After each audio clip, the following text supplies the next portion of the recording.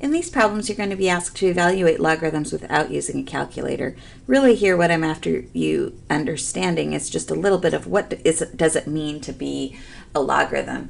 So here in these problems where we're being asked to find the logarithm of a value, remember that the logarithm, when you're trying to find that, is you're looking for the exponent that makes these expressions work.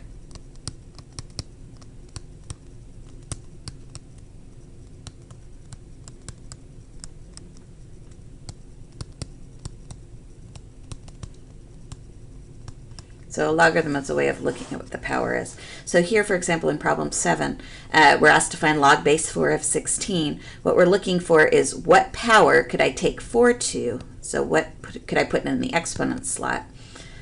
With 4 as my base, what power could I take 4 to get 16 as an answer?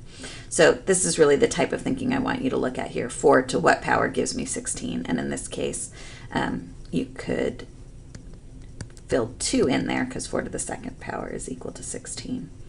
Same idea in all of these other problems. So here, log base 5 of 125 means 5 to what power would give me 125? If you do 5 times 5 is 25 times another 5 gives me 125, so that would be 5 to the third power would give me 125. All right, now for the rest of these, what I'm trying to get you to look at is remembering some of our exponent rules that we haven't visited in a little while here. In the next problem, what we want to find is 2 to what power is equal to 1/4? All right, well, this will require a little bit of thinking. I do know that 2 to the second power is equal to 4, but I need it to be the reciprocal of 4. I need it to be 1/4. And remember, that's what negative exponents do. So if 2 to the second power is 4, then 2 to the negative second power would be 1/4. And so in this case, log base 2 of 1/4 would be -2, because -2 is the exponent that would make that work for you. In the next problem, we want 7 to what power is equal to 7? Remember, anything to the first power is equal to itself, so that would be 1.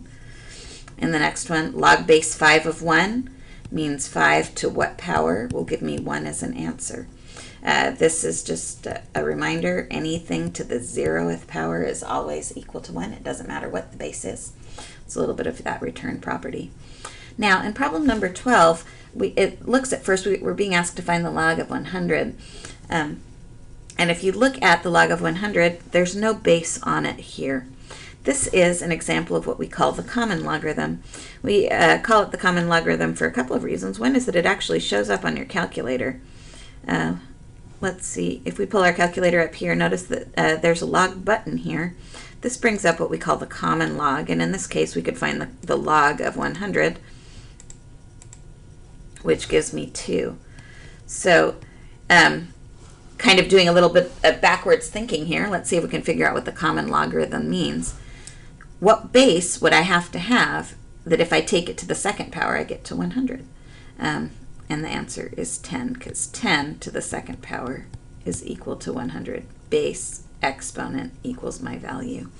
The common logarithm is just a logarithm with base 10.